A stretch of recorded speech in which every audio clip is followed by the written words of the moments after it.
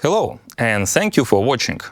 Accordingly to the Shopify website, millions of entrepreneurs choose Shopify platform to run their business, from first sales to global brands. And if these entrepreneurs do the things right and get it, and their sales increase, soon they notice they need something else in addition to Shopify to run processes outside of the e-commerce. Think about finance or tax or procurement. And you already know which system best to address these requirements. It's actually not a joke. Accordingly to evidences we received from partner who took this opportunity very seriously and reached out to multiple merchants, the sales cycle is about 2 weeks in average, but it can be as short as 8 days. That sounds impressive. That's why our job as Microsoft is to make sure that this connector actually connects these two apps seamlessly as possible. And we are again focusing on the making connector better, investing into product information management on one side and order handling on another side, which is in reality 80% of connector. Let's see what we added or improved in this release. Every business is unique, and software which automate business must support this uniqueness and flexible business processes and not to restrict. Business Central doing great job in this area, as well as Shopify does. And it has multiple capabilities. And today we are looking at one which is called custom fields. You, as a merchant, can define custom fields or custom data and attach them to most important entities like products or variants. And these fields can have a different data types. And let's see how they will be rendered in the product list. I will close the administration part and navigate to product and open one of the products, our famous London swivel chair, and scroll down. And what you can see, that system, Shopify, automatically added predefined metafields or custom fields in the page. So now I'm, as a Shopify admin, can modify these values and specify some data. But can we get them into the Business Central? Thank you, Andrei. Yes, of course we can. If you go to your products and then synchronize products from Shopify, the product that you was just looking at is imported, and there's a new action here called metafields. You can see all the metafields that you saw in Shopify admin is also imported into Business Central. Connector right now only imports them, but we left it to you to write your custom extensions to actually do mappings with them. I already did something. I wanted to take a close look to substitute. So I have the code for the extension here, which goes through the metafields for this product and then finds the substitute one.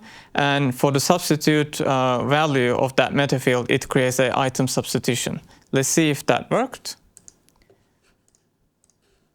Open the London chair. And then I'll just search for substitutions. As you can see, the Mexico chair was added as a substitution for this London chair based on the metafield that we synced from Shopify.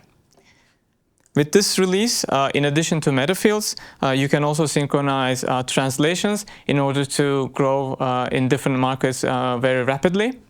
There's a new action again in your Shopify shop cart called languages. You can import the languages from Shopify and mark the ones that you want to sync translations with. For this, we selected French as a language, and then we want to sync translations with it. So let's see what happens if I add an item from Business Central to Shopify. How will that look? I'll go to products again and add items. And then I select this item that I have already translations for, and then hit OK. So this item now will be added as a product to Shopify, and then let's see if there are translations for it. Alright, I can see that product was imported with extended text, attributes, and descriptions. Everything is in English because our default language is English. Let's explore how I can see different languages. I can navigate to more actions and check localize app, which will show me different translations. But let's navigate to the preview mode and see how buyer will see our product in the internet. So we can see that default language is English, but I can, because I configured my store to support 2 languages, display information in French. Let me pick it. And we do not want to translate it back to English. Okay, that's what we see. French title, French extended text, and also attributes, and even attributes values are translated. Let's navigate back to the product list.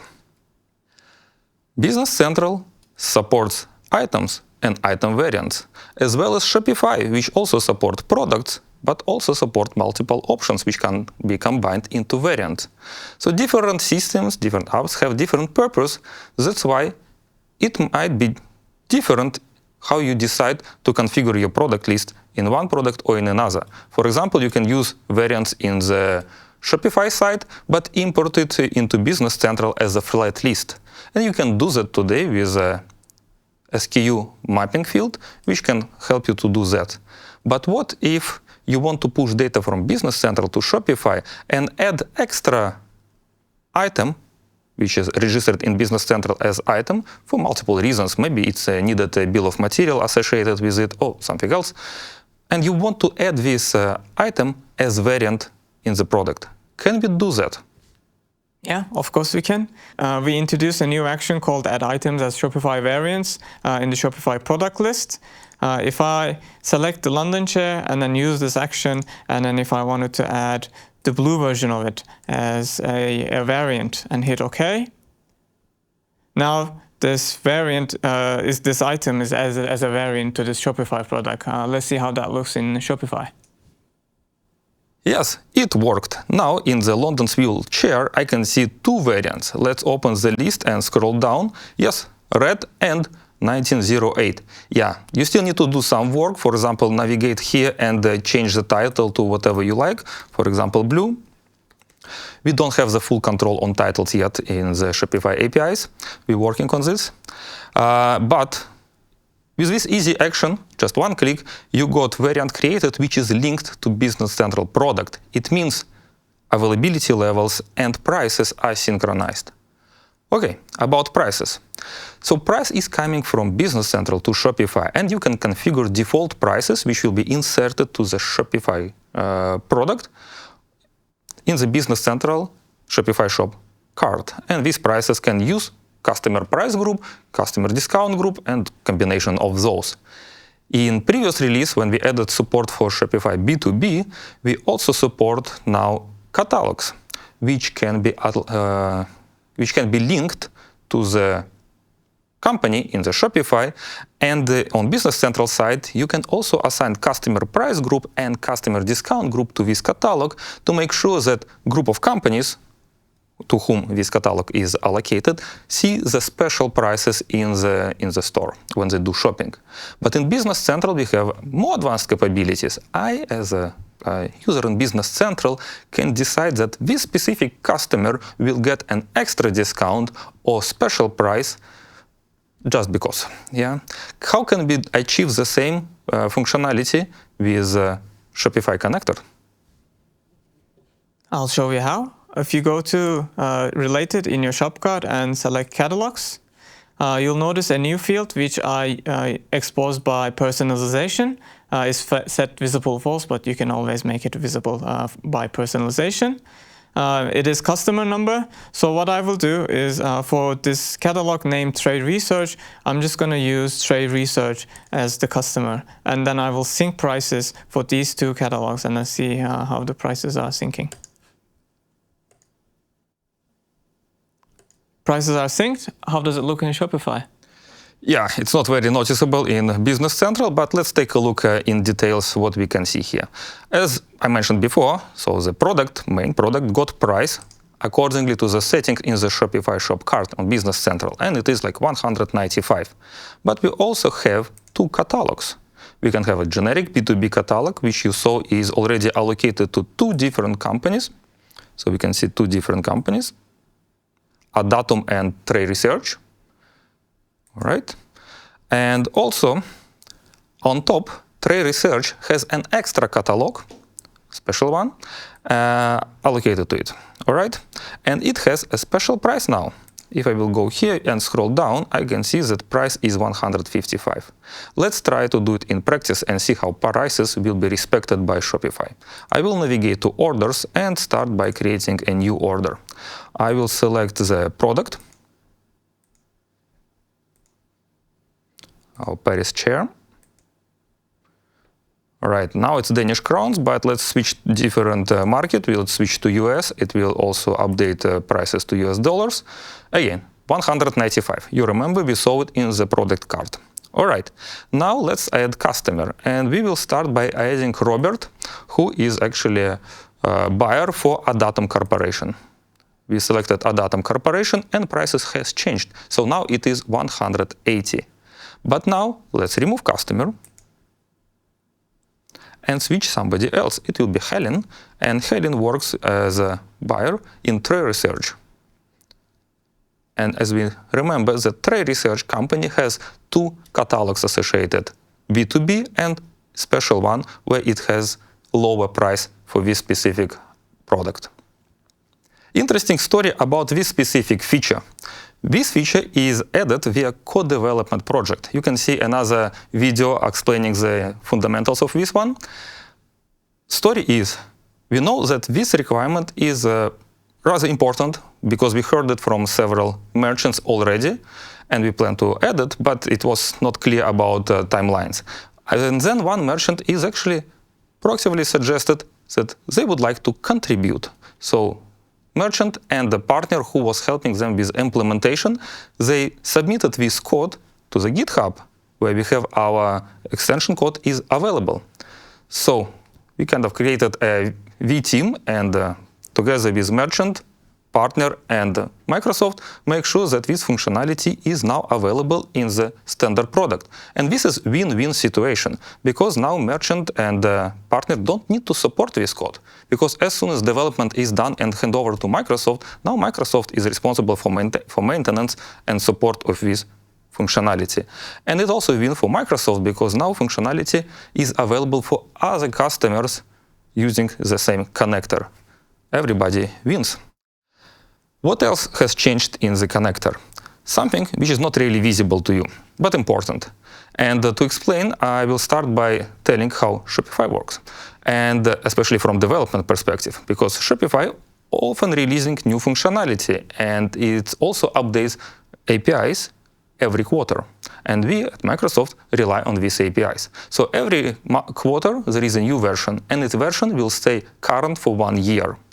To make sure that we aligned with Shopify release cycles, Microsoft uptake the latest available version of API with every major release to reduce possible breaking changes or behavior changes in the minor updates. So it means in the wave 1, which is usually April, we use API released in January by Shopify, and for October we will be using a version of API which will become available in July. All right, what does it give us? Something not very visible right now, but we are now prepared for the big change which Shopify already announced and started slowly rolling out already. It's they are lifting restrictions on number of variants you can have. So now you can have up to 2,000 of variants under one product. And our connector already works with it. You can test it if you have a development store which uses the latest Shopify version.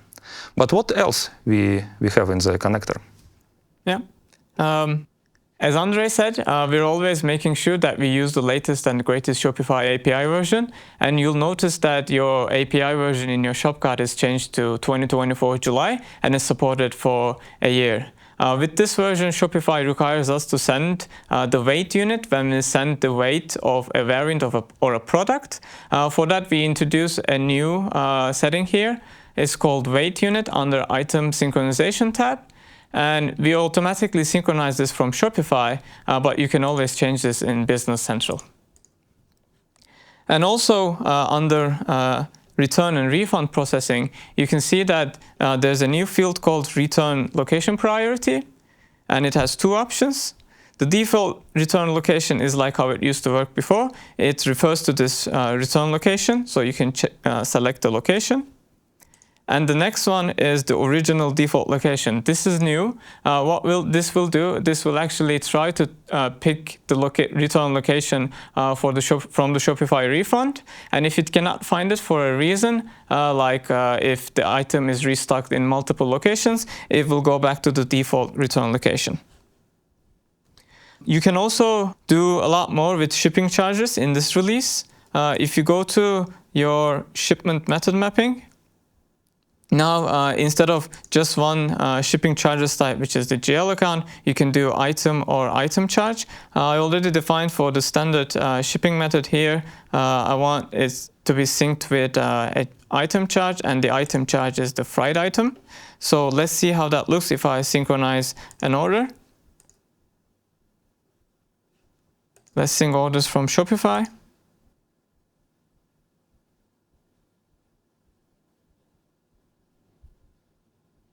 Good, a new order has come in. I can create a sales document for it. And I can use the link documents fact box to go to that order.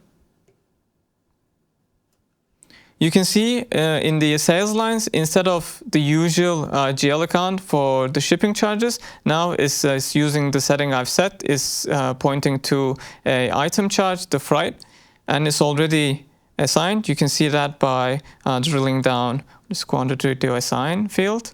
It's distributed between two items.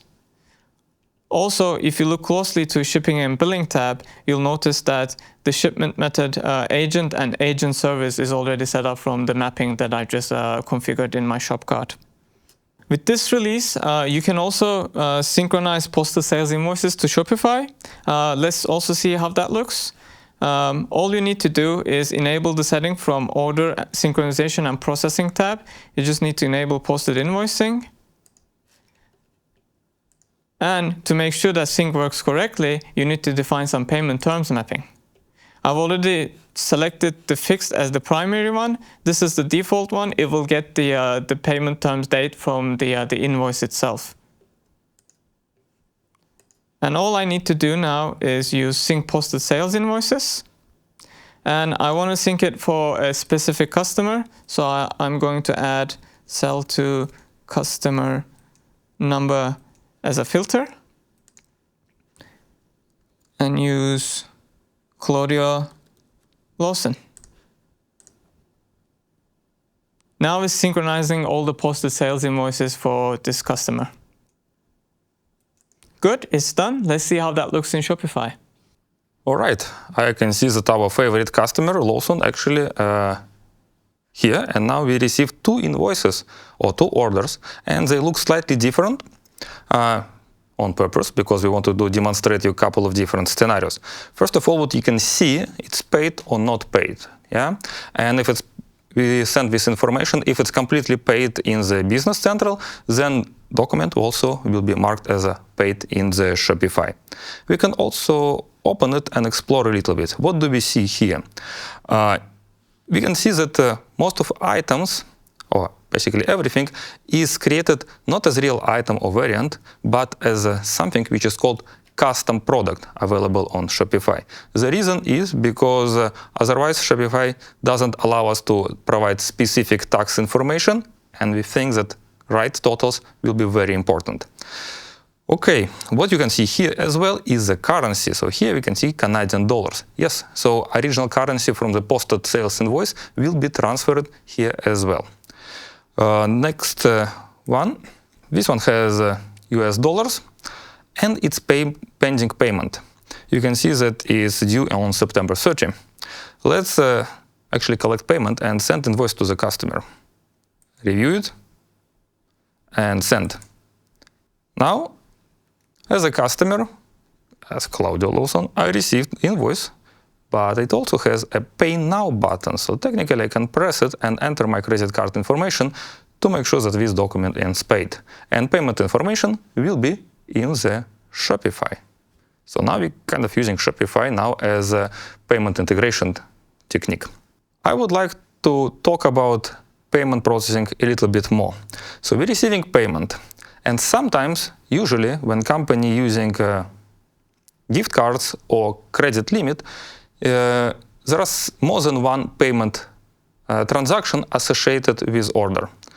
And this created some difficulties in the reconciliation. At least this is what we heard from the customers. And in this release, we are adding a new extra capability which should help you to more easily reconcile payments with the posted invoices. And to demonstrate that, we prepared, and you can see them, 3 different invoices with the 3 different scenarios. One is like very basic one. It's just amount and fully paid by credit card. If you scroll to the next one, this one is a special one because it has partial refund. So like it was paid, but then some of this money were returned to the customer. And the last one is actually the essential scenario which we wanted to support, is when amount is split in 2 parts and it's partially paid with a gift card with $100 and the remaining part will be paid by credit card. Let's see what we can do in Business Central to deal with these payments and reconcile them to invoices. I have already imported those orders, and you can see they have an invoice attached to them, and the one that Andre showed is partially refunded. So how can I actually reconcile them? All I need to do is go to Cash Receipt Journals, and under Prepare tab, you'll see a new action called Suggest Shopify Payments. This will only show if you have an active enabled shop. There you can actually choose a gateway and then the starting document number and all that good stuff. You can see that this is under the badge Shopify card, so that's what I will do. I will use the bogus card gateway so that I want to pull only transactions from this gateway into this journal. So I have 4 journal lines created. You can see there's one for the normal order is the correct amount, and then this one right here is 1034 is the one that is refunded. So if I close this, and then you'll see that this amount is minus, but this is positive and is pointing to a credit memo because it's a refunded one.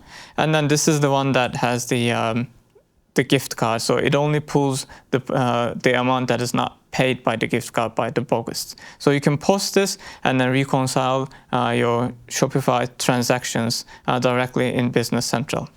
There's another way to do this, and let's show that for gift card payments. So you can go to Shopify transaction page. You'll see that these are all the transactions that we import when we import orders. And you can see that there were 2 gift cards. One was authorization, one was the capture. This one was the actually one that took the money from the gift card. So you can select this and again use Suggest Shopify Payments and then use this batch gift instead of the card. And then put a starting document number if you want to. You don't need to put a gateway because there's already a transaction ID filter, so you can just hit OK. You can see under this batch Shopify gift, the gift card is ready to be reconciled for $100. That's it. That's how easy it is to now reconcile Shopify payments in Business Central. Impressive. All right. So, where you can get more details and read about limitations or scenarios, it's of course release plans. There are several articles searched by Shopify term, because usually they include Shopify in the title, but also you can find the documentation because we updated it. Notice that majority of these changes are coming from you, because we are addressing feedback received via different channels, either via support or by ideas. So if you have something and you think product is missing, please submit your idea. Otherwise, thank you for watching.